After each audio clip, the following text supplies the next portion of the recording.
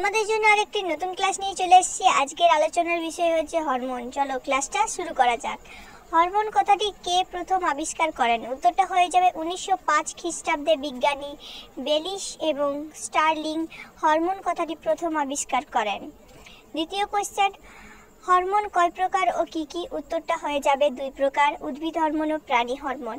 পরের কোশ্চেন, কয়েকটি উদ্ভিদ হরমোনের নাম লেখো। উত্তরটা হয়ে যাবে অক্সিন, জিব্বেরেলিন ও সাইটোকাইনিন।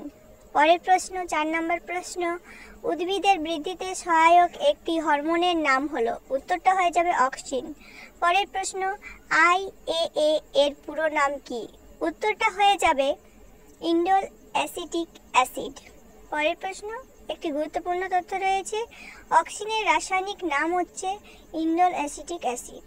পরের প্রশ্ন, অঙ্কুরিত উদ্ভিদ ও ফলের বীজে কোন হরমোন দেখা যায়? উত্তরটা হয়ে যাবে জিব্বেরেলিন। জিব্বেরেলিনের একটি প্রধান কাজ লেখো। উত্তরটা হয়ে যাবে পাতা, ফুল ও ফলের আয়তন বৃদ্ধিতে সাহায্য করে। পরের প্রশ্ন, সাইটোকাইনিনের একটি কাজ লেখো।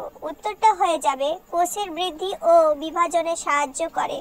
পরের প্রশ্ন, ফুল ফোটাতে সাহায্য করে কোন প্রকল্পিত হরমোন? উত্তরটা হয়ে যাবে ফ্লোরিজেন।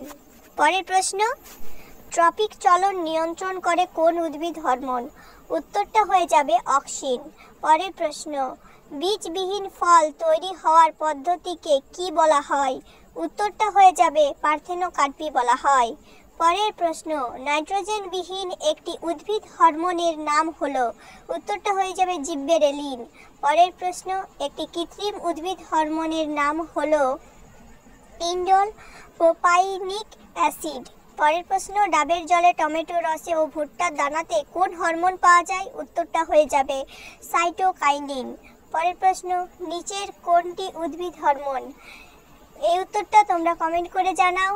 আজকের ভিডিও এখানে শেষ করছি। Thank you.